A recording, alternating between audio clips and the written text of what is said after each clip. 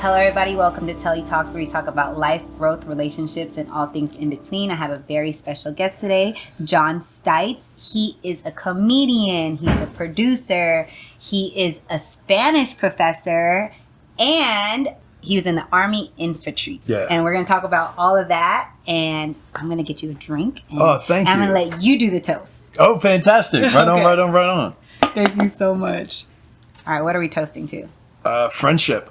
Amen, I'll take it. Salud. Salud. And a Spanish lesson, because that's what I'm going to get to. Mm-hmm. All right. So for the people that don't know your journey, can you tell us how you got to where you are today? Holy shit. Well, it's kind of a long story, but it's probably too long a story. How long is this episode? As long as you want it to be. Okay. I was actually born in Hollywood. In where? In Hollywood. In Hollywood. Okay. My old man wound up in Long Beach after Vietnam. And so this poor bastard gets out of Vietnam, doesn't get his ass shot off, just wants to go back to Indiana, brings my mom out. And she's from Kentucky. And my dad's like, we're going back to Indiana. And my mom took one look in California. She's like, the fuck we are. She's like, get you a job. Right. We're going to the beach, fool. Right. Start driving a cab. And then we wound up moving around. So I mostly grew up in DC and Indianapolis. And my original passion was to be a language professor. I've always been fascinated by other cultures and languages. I grew up in that. And so my dad in 1962 was one of the first people to go on a new program with Indiana University called the IU Honors Program. And he did it in French. Oh, wow. And then I wound up doing the exact same program 30 years later in Spanish. I went to Mexico. And the funny thing is both my parents were French teachers. And my dad was like hell-bent on me learning French. And I was like, Dad, there are no French bitches in Indiana. But fucking Maria got no one to talk to. I'm not learning French. Like, so they spoke French and you spoke Spanish. Yeah. Well, I love that. Yeah. So I didn't really realize I had a thing for it. And then I went down to Mexico. And it was an academic program, but I was wild when I was a kid. So I was dating a grown woman. I was 16. I had a 44-year-old girlfriend. What? Yeah. So At 16? Yeah, I was wild, man. I was wild as fuck. I mean, I still am, but not like I was back then. But I looked all safe by the bell, but I was loose. And so all the rest of the kids, they all went everywhere together. Like, and I'm not being a dick, but they were kind of nerds and shy. And that's why they never really progressed linguistically, because they went everywhere together. And I always say, like, they were learning how to live like a Mexican, and I was living as a Mexican. So I'm going out to dinners, I'm partying, I'm going to bars, playing soccer, so in 5 weeks, I came back completely fluent. Wow. Yeah. So like Billy's over here with Donde está la biblioteca. And I'm like, don't get fucked up at a cockfight, bring a knife. And they're like, where did you learn this shit, son? And I was like, I was living. So then I majored in Spanish, tried teaching high school. That lasted about 4.5 minutes. I was like, I'm going to choke one of these motherfuckers. It's hard. You can't even, because I know you're a lot younger than I am, but I guarantee you said your old man was military. I bet you came up hard like I did. Yeah. Exactly. It's not like that anymore. So I was like, well, I've always wanted to be a college professor. And my mentor was like, why don't you go to grad school? He's like, you could probably get a job here. We all know you from, inside the department. So I wound up going to grad school in Salamanca, Spain, came back and taught at IU for 5 years. I taught Spanish grammar. Oh, wow. But I was broke. I don't think they pay teachers, professors, and people that teach people understand. Make more money enough. Now this was 20 years ago, but what would you guess an entry-level Spanish professor gets paid? Maybe $65K a year. $32,000. $32,000. Now the secret is it's the easiest job in the world. Because in high school, you got a million things you got to keep track of. You got this and that, and there's the one thing they don't prepare you for is I'm not particularly organized. I'm a comedian. So there's this book where you've got 30 kids in 7 classes, that's 200 kids, and there's 8 checks and things you got to. In college, I ain't checking your fucking workbook. I don't care if you come, we grown. There's 3 grades. There's that test. There's a midterm, there's a final, there's an oral exam, and that's it. So there's 3 grades. Everybody's grown.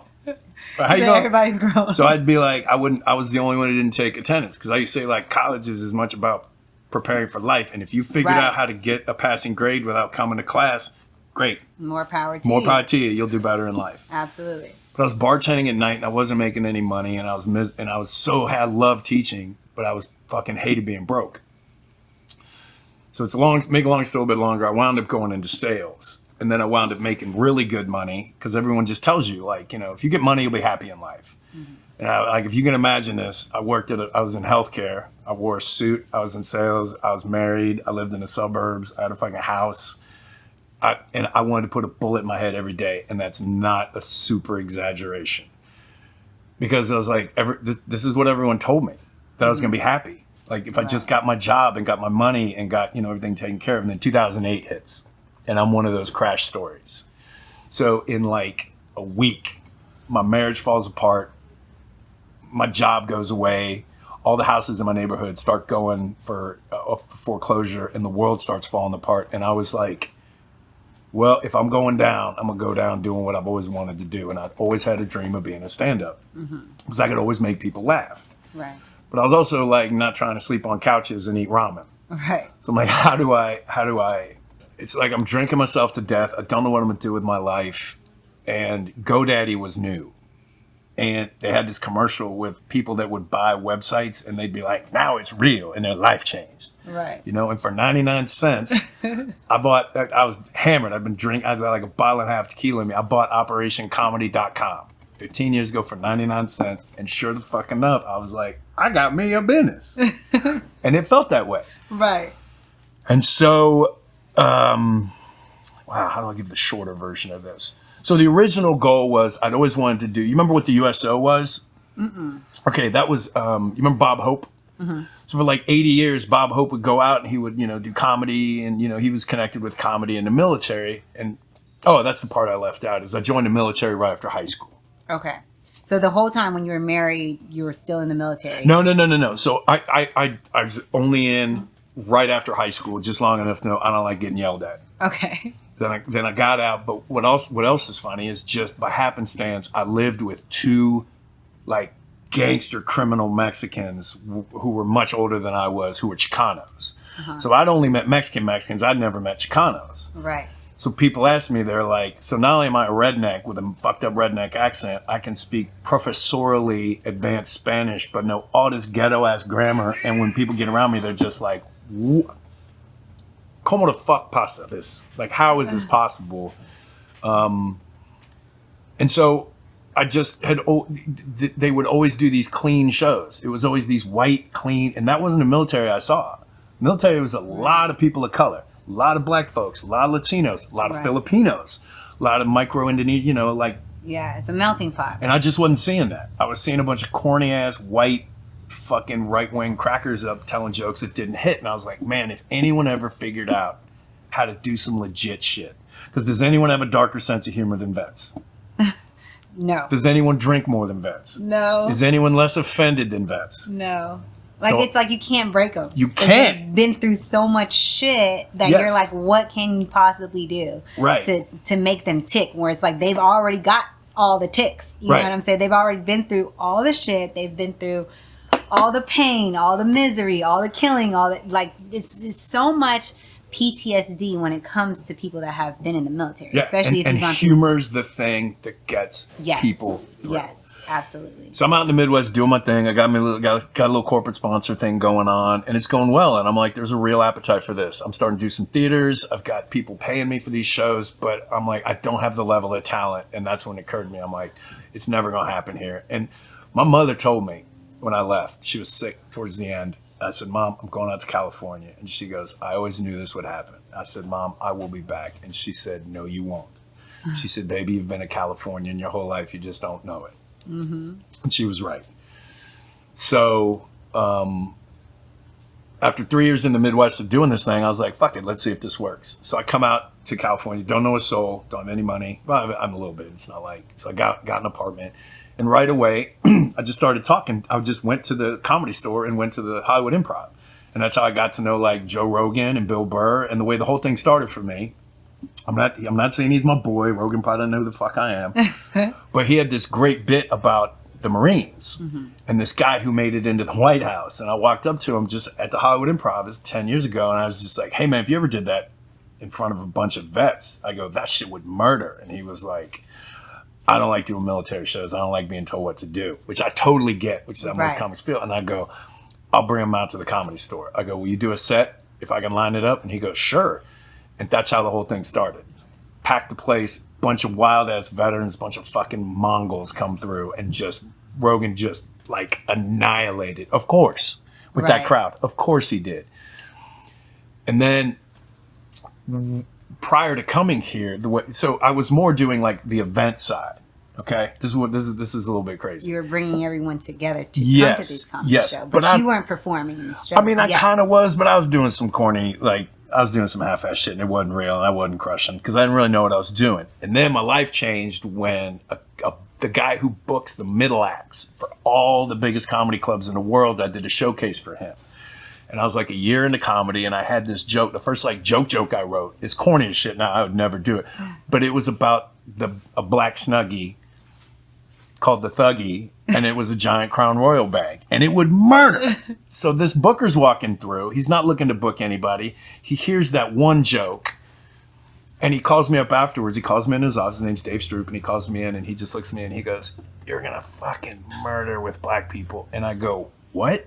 And he goes, "I've been looking for it." He goes, and then he starts to explain. What happens is, if you've got a black opener, a black middle, they're going to step on the jokes of the headliner because of the similarity of their life experiences. It ain't about telling jokes, but word gets out. There's this white boy. He doesn't have bad credit jokes. He doesn't have roach jokes. He doesn't have, because it's a completely different life experience. Right. So for 3 years, I went on the road and only did black rooms.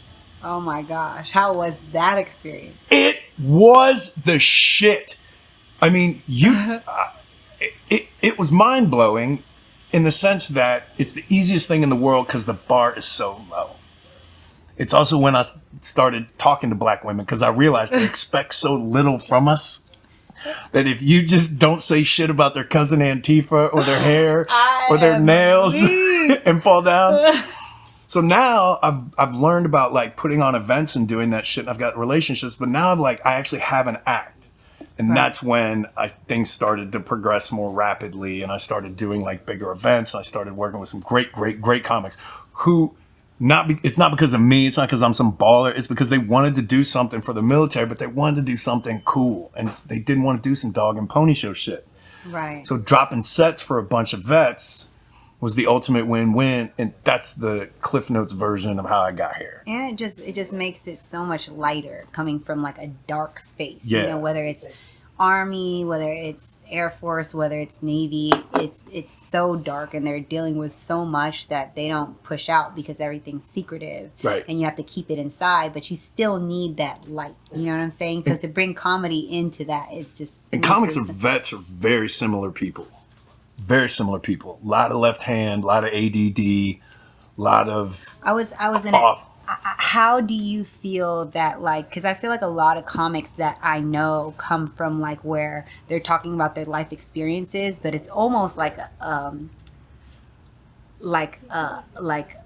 self insecurity that they are making fun of their self, for example, to make it so it's lighter on the things that they're going through internally. You know what I'm saying? Yeah. Do you believe that that's like a lot of comics deal with that emotion? For sure. And there's people who do it for all kinds of reasons. Right. I mean, there's a lot of people that do it for self-therapeutic reasons. Yes. And they'll be the first to tell you, I just do it because I can't do anything else.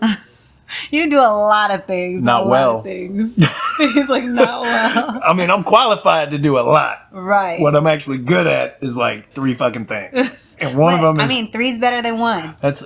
Amen. Salud. I'll take it. 3's better than 1. Some people aren't good at shit. That's true. And you see a lot of them out here. Yeah. Producers. Your red apron. Oh my goodness. Okay. So let's talk about production. Mm-hmm.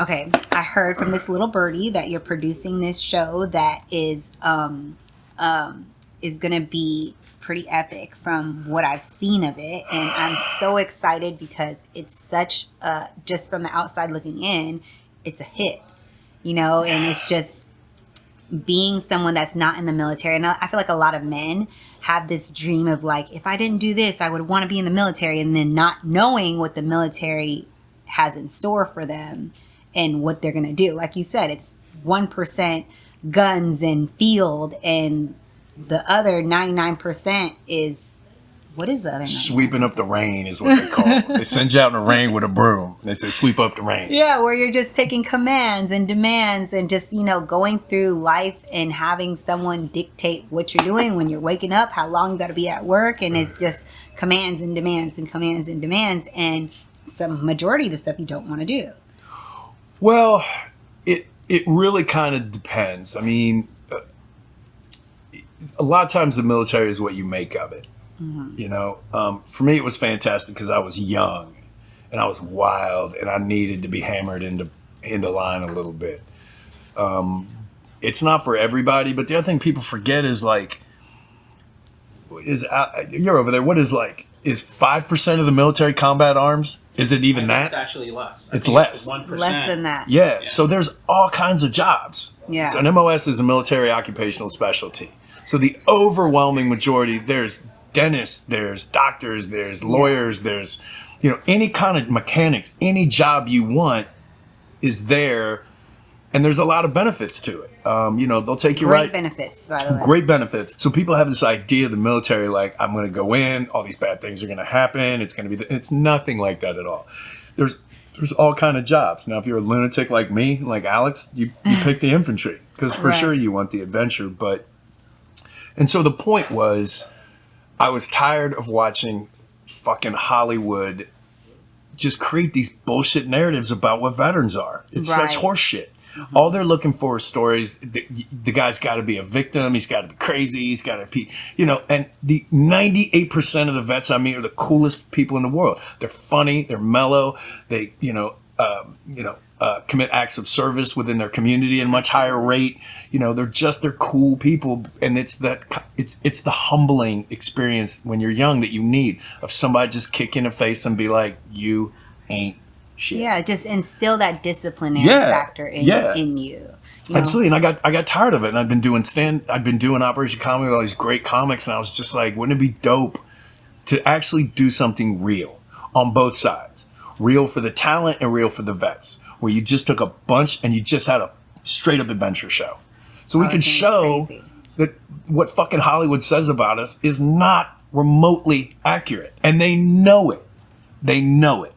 Because in the movies where they got, you know, Brad Pitt or whatever, it's military all day long. Yeah. You come to them with some real shit like, hey, we're going to actually get some real veterans. They're like, I feel like we've already supported you guys enough. Like, I think I donated like $200. I don't know that we actually want to hear your stories. So I was like, what if we could just do some real unvarnished shit? So I started asking comics. I was like, hey, I know this is crazy and I know I'm not supposed to do this without your agents, but I go, would you want to have adventures with the special forces around the globe? And they were all like, yeah.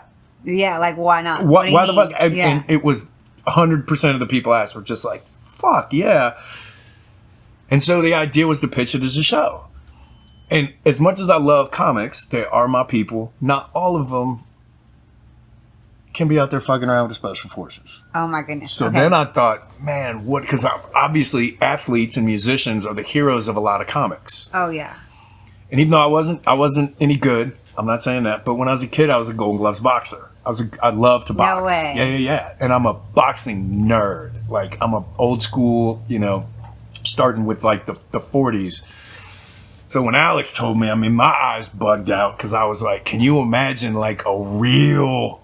I got to tell you this story. Oh my God.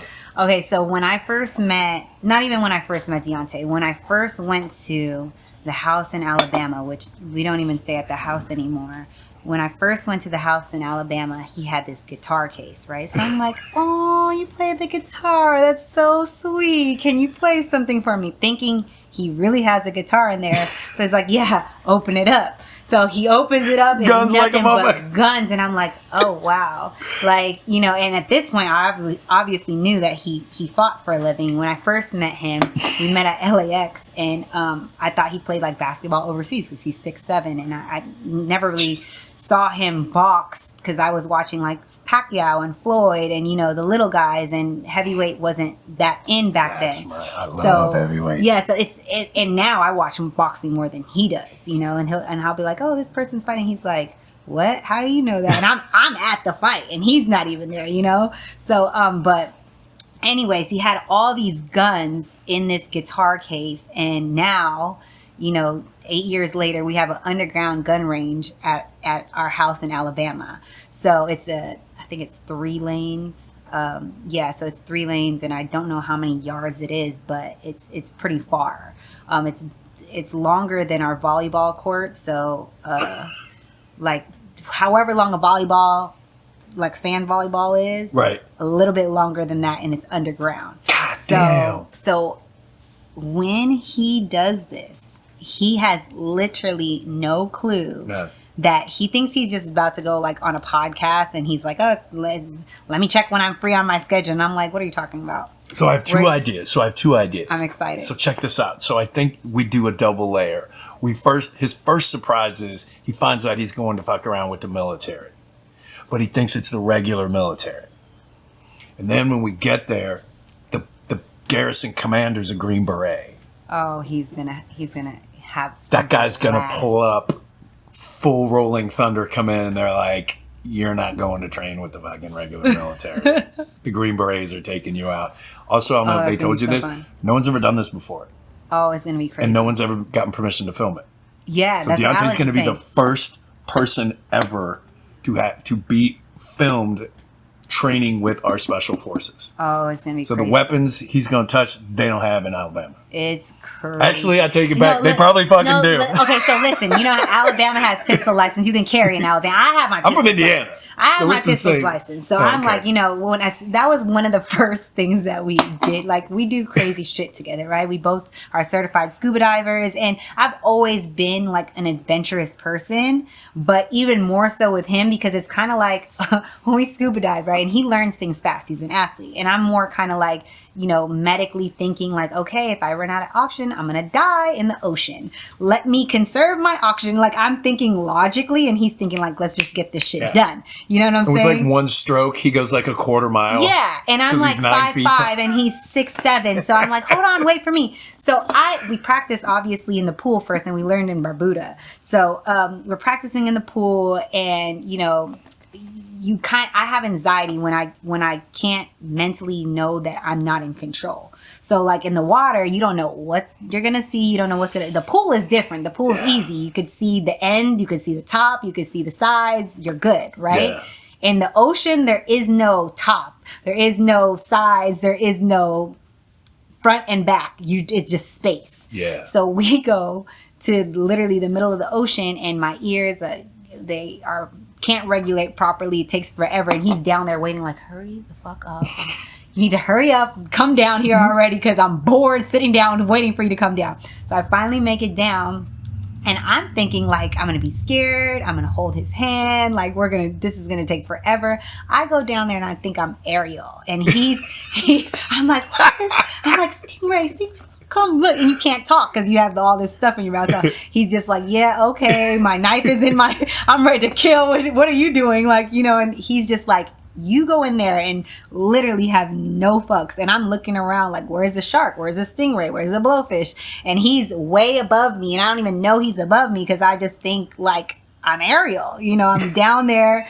So I cannot wait for him to be in like an environment that he actually enjoys, because he loves shooting guns. And we, like I said, we both have our pistol license. I love guns. And I have a SIG saucer. I have like, so it's, I enjoy them as well too. So we go watch John Wick, and he's getting every gun in the damn movie. So he's gonna be so excited for it, and I can't wait. Yeah, and it's like, you know, another level of incongruity and hypocrisy with Hollywood is they're like, we're anti-gun, but every goddamn movie is loaded with Absolutely. guns. And what they don't Absolutely. understand, so like I've been a biker since I was 18. The same people I shoot guns with are the same people I ride motorcycles with. It's a small group of people. I don't shoot guns with everybody. He rides motorcycles too. Deontay's a biker? Yeah, he has a Hayabusa, a Harley Davidson. Oh my God. And something else. Oh my God, I want to race him. Oh my God, dude. You guys will have so much So fun. I just got the largest engine ever put in a production motorcycle is the Triumph Rocket 3. It's a 2300 cc. It literally looks like a small airplane. I'm sorry, I'm getting that's sidetracked. nuts. Oh my you God, I have to didn't talk know to he's him a about it biker. 'cause, yeah, he's a biker. He oh my gosh. So Hayabusa. he put me on the Hayabusa, and first of all, I'm tiny and I can't even like move it. So he had to move it with me, and I'm like behind him, and I'm like, this is not, and he's like, no, we got to get you a bike. And I'm like, yeah, can we get a small bike? So everything that he wants me to do is like over the top large, and I'm just this little That's what I'm saying. Like person. next edition, next to the volleyball court and the underground guns, is gonna be a Yeah. fucking motorcycle track. No, we literally have a space for the motorcycle. Like, okay, so we have 8 kids, right? So we're on 7 acres in Alabama. So we have like what are they called? 4-wheeler or quad. Oh, quads. Course? Yeah, quad Yeah, course. yeah. So we have a quad course that goes around our entire property, Gnarly. and then the gun range is right there, and then basketball, boxing, of course, volleyball. The only thing we don't have is a bowling alley. So I'm like, we don't have no bowling alley, and he's like, you don't Tell have him no who she's going to be in the helicopter with. Oh, the other guy who's joined us is the director of John Wick, Chad. Oh my! Chad's coming. Oh my gosh! Yeah. Yeah. Oh, so the that's guy gonna be so who, much fun. shout out to Taryn, was talking to him today. So Taryn Tactical, where we got to get you guys out. That's the guy. He's called the shooting coach to the stars. He's a buddy of mine. Oh, that's gonna be so So much fun. he's over in Simi. Oh my gosh! When So- we're done, I'm gonna definitely have you talk to. So Jonathan. he does all the shooting with Halle Berry, and so he does all the that's weapons gonna be- training. Yeah. Oh, that's gonna Yeah. be so much fun. So much fun. And so back to the thing about guns is like, you know, the hypocrisy of Hollywood. So yes, I love guns, but yeah, I like people who are serious about guns. Yeah. Motorcycles. Well, it's a craft. It is a craft. It's 100% not is. just, you know, and it's used not even for about killing. guns. It's about marksmanship. I Yeah. love to shoot. Yeah. So people like, I know it kind of is stunning to his, but like, I'm actually a pretty liberal dude. And people are like, liberals have guns? I'm like, yes, we just don't fucking jerk off to them. Yeah. Like, a lot of people like to shoot. Women like to shoot. Yeah. It's it's a release of like stress. And if nothing else, in a country with more guns than people, everyone should at least know how to handle one Oh, absolutely. and get proper training and at least Absolutely. know everything about it. So, you know, that's the thing with networks. Networks would be like, can we do this show with no guns? And I'm like, it's not Dancing with the fucking Stars, dude. Right, Because right. what's the first thing everyone says when you pitch this? Yeah. Am I going to get to shoot guns? Yeah, that's what what everyone, you wanna that's what do. you want to do. Yeah. So that's when I was like, okay, I need to see if I can work with the special forces. Oh, that's Because the amazing. regular military is going to be difficult, and Hollywood's going to be a pain in the fucking ass. And then Alec Baldwin, thanks a lot, asshole. Now nobody wants anything to do with guns. Right. Yeah, but that goes back to like being properly trained. Exactly. So nobody is more strict. So again, the people I ride motorcycles with, it's a small group because I don't trust. I don't know who the fuck you are, and I'm Right. not trying to die. It's the same thing with guns, man. Yeah, and you fall off a motorcycle and you're a skid. Rap. It's hamburger bad. helper. Yeah. From fucking the It's rooter to the bad. tutor, you are torn It is up. bad. Like Deontay, he'll ride and just ride like from, Tuscaloosa to Birmingham just to ride. Yeah. And I'll be like, oh, where are you going? 3 hours later, oh, I just been riding. Yeah. And I'm It like, clears my head. Yeah, it's relaxing For for sure him. it is. It's For sure relaxing it for is. him. So Yeah. the same thing with shooting. It's like a relief. Yeah. So yeah. And for me, like when I first rode on the motorcycle, I was just like, oh, and I'm like, I feel like I'm in like a whole roller coaster. I'm drooling on my mouth and just drool's just gliding across my face. It's fun though. It's so much fun. It is. It's scary for me. It's scary, but I'm not like a fearful person. But it's almost like there's nothing on the side of you to like hold you in like a car. That's the you know what thing. I'm saying? Yeah. But then you have that feeling of the wind that feels so good and it just feels like you're free. So it's kind of like for me, a catch-22 because it's like I like the feeling of not having things around me, but it's also scary as fuck to not And have that's protection unfortunately around you. kind of one of them just things about life. You know, that's the thing with the Bible. If it's in it, because it's fun. And they're trying to get rid of it because if it's fun, it can kill you. Here's the thing. So Deontay is 110% what his last name is, a Wilder. Like I didn't know all this till Alex started telling me. He's like, he's got a fucking Desert Eagle, and he's like, he has everything. He has everything. This is even cooler than I thought. He has So calm. This is coming out after this happened. Oh yes, it's insane, and I just like you guys will love each other, but like the first time I met Deontay, like one of our first dates, he took me to this barbecue spot in Alabama because that's what they got in Alabama, barbecue. So he was still there when you met it. Yes, he was still in Alabama. I met him at LAX. Okay. And How long ago? So happened 8 years ago. Oh shit. Okay. Yeah. So I met him at LAX. I had a family reunion maybe 2 weeks after I met him. So he was like, "Why don't you just come here first, and then you can go to your family reunion?" Because my family is from my dad's side is from Abbeville, Alabama. So it's like 4-hour drive, small town. 4-hour drive from Tuscaloosa. So he was like, "Come here first, and then you can go to your families afterwards." So I'm like, "All right, cool." So we met. 2 days after we met, he was like, "I'm gonna marry you." We were matching tattoos. I was like, "All right, you go first," and he did. So he went first. I'm like, "Shit, I gotta get this matching tattoo." No, he's so serious, and I mean, like, it literally, I tell him all the time. This is something that we're gonna tell our kids later on, like how we met and how we are what we are today, and it's just crazy. But he had this hoverboard at the time, and it was like they just were starting to get popular. It's been a big ass hoverboard. Get his ass on there. First of all, he took it to the restaurant that we were in, and there was this like little dance floor there, and it was the smallest fucking dance floor. And he's like, "Oh yeah, hop on my back," and you're trying to be cool, show off to your girl or whatever the case is. So I hop on his back, and he falls on me. So I'm behind him, and he falls this way, and like right on the edge, my head was this close to the head, so I could have cracked my head open. And I was like, "Damn, that should hurt," and then he's like, "You trying to get back on?" I was like, "All right," because I know he wasn't going to do it again. He's going to do whatever in his power 100%. To make sure he did not fall, because he knew how much that shit hurt my fucking back. So after that, he was like, "Oh yeah, you're a Wilder." So we've just been on this crazy adventure together and just, having a blast. So when this comes up, he's definitely going to be like, because right now he's like, "Oh, let me fit it in my schedule." Because he's like, podcast, we talk every fucking day. So what I'm saying? What else is cool is like, so Alex explained to me a little bit about you, because I knew who you were, but I mean, I'm a fucking 50-year-old biker from Indiana, man. I don't know. And he's like, "Dude, you're getting a double bonus." Because it's not just he's bringing his girl. Like, she will be an active participant. Oh, yeah. I'm so for it. So now, this is going to be so extra ill. Because, I'm so for it. Yeah. I'm with all of the shits. Like, you want me to jump out a plane? On my bucket list, haven't done it yet. Because we've been trying to do it, but it's just never been in, like, our favor.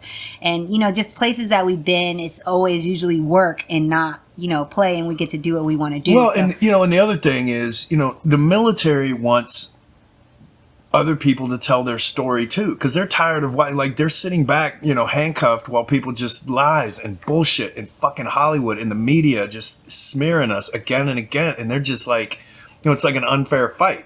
So to have other people, it's like, they're not using you for anything. They're just like, just go hang out with our people and go have some fun. That's it. That's all I wanted. It's gonna be a blast. It is. I can't wait. It's gonna be crazy. I cannot. And it's gonna be even cooler to watch this after it's happened. Oh no, it's gonna be amazing. Yeah. It's gonna be amazing. Okay, so for everyone that comes on, we play this game. Okay. Super fun game. It's a game of Would You Rather. Oh, so people get to know you outside of the comedy, outside of the production, outside of the military, all that good stuff. Okay. Are you ready for this game? It's called Pick Your Poison. Yeah, and you might have to finish the beer because it's pretty toxic, but it's fun. It's fun. It's so much fun, and I play with you too. So the rules of the game is you have to pick one or the other. You can't remix your answer, but you can give an explanation as to why you answered the way that you answered. Okay. Got it? Okay. All right. So I'm going to play with you too, and we're going to pick 6 cards from this side of the deck because these ones we already used. All right. You're picking cards too. 6 cards. Yeah, from this side. This side. Yeah, after the green cards. So anything from there.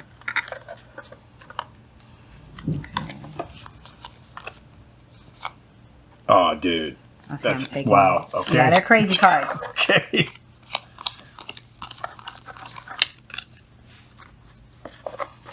Okay, 2. Man, I ain't trying to ask Deontay Wilder's woman this shit. He's gonna knock me into another area code, Oh, man. This shit's crazy.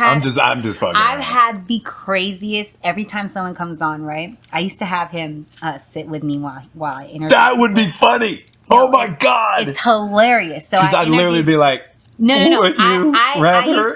So I used to ask everyone that came on, I didn't care what they did, their profession, whatever. The last question of every podcast was spit or swallow to everyone that came on. So I had Carl Kanai come on one time. Okay. And I'm like, okay, last but not least, because I'll be like pen or pencil. Like, easy, and then I'll be like, all right, last but not least, spit or swallow. And he's like, and he's the coolest, coolest cat ever. And Deontay's like sitting in the chair, like, what you gonna say? What you gonna say? You know what I'm saying? But it's like, what would any man say? You know what I'm saying? Yeah. Like, every man's gonna be like, swallow. But he was so cool and nonchalant with it. I was like, okay, he handled it well. But the next part, like, I had a doctor, a veterinarian come on, and he was just kind of like, well, what do I say? And I was like, whatever you feel. He's looking right And it's so funny because you could see in the episode his eyes like look to the side. It's hilarious. I'm like, you hear me going to my podcast scaring people off now. And they're trying to just be chill. And I didn't want to do this, Deontay. Play this in my funeral. All right. I'm going to go first. Okay. I'm going to start with an easy one. Yeah, this is pretty easy. All right. Would you rather be the only one to eat things you find in a public trash can or have taste buds in your butt?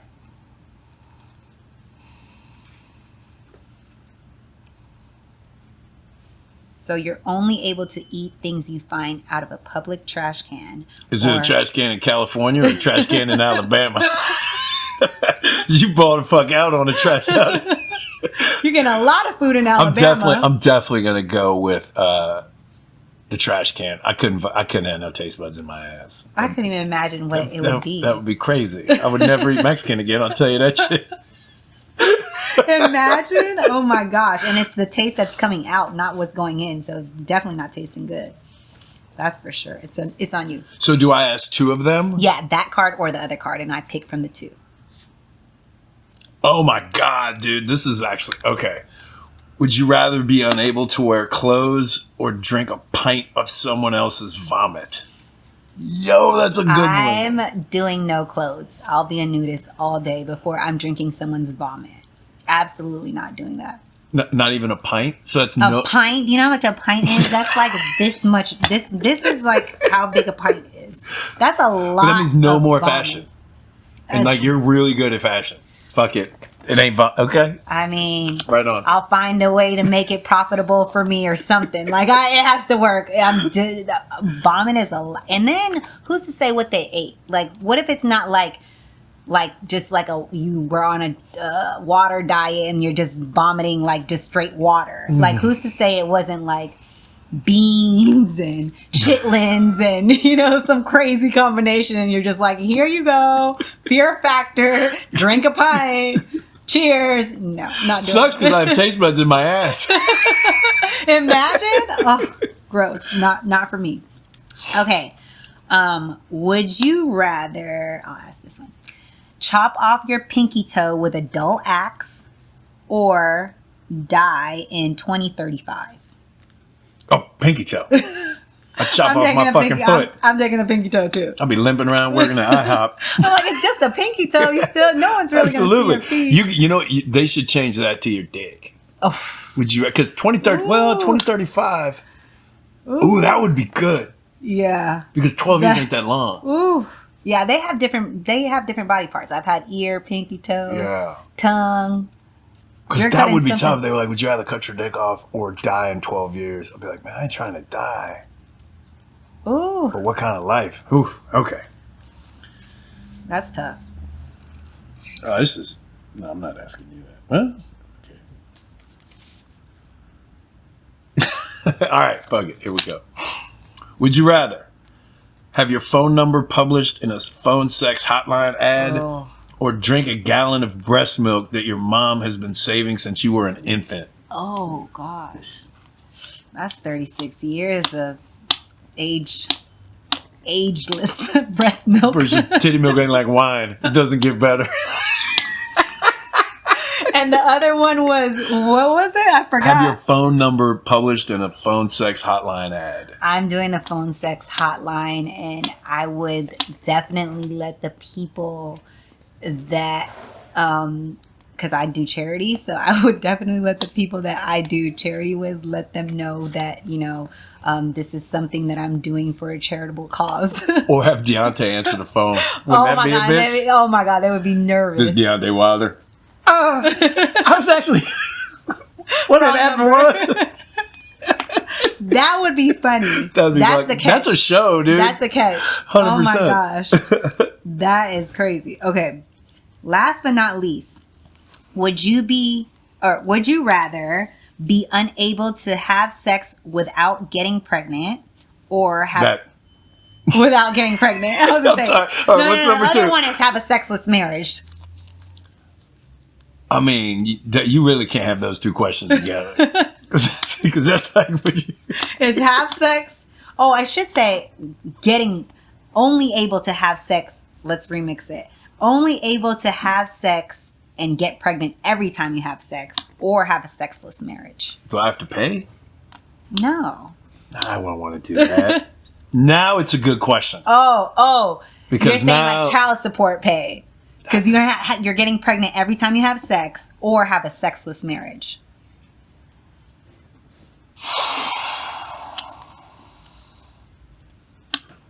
So 187 kids or no more pussy. This is no joke. That's a lot of kids. I mean, Deontay would be like all the kids. He's having all the kids. I'm creating a legacy. Just buy 150 more acres, 1 acre for each kid. I'm telling you. I gotta go with sex. I can't have no sex. That just can't be. So you're having the babies. Yeah. I mean, I'm not. That would be really interesting is if I had to have the kids. You had to keep all of the kids. Yeah. Oh, that's it. I ain't do no, God doesn't do any work. Oh, that's the kicker. That's the kicker right there. This was fun. I love this game. I'm surprised. It's a good drinking game too, it right? Absolutely is. If you don't want to answer, take a shot. Just change it all up. Oh no, I'd be fucked up. I'd be stumbling out of here. So I was telling. I remember.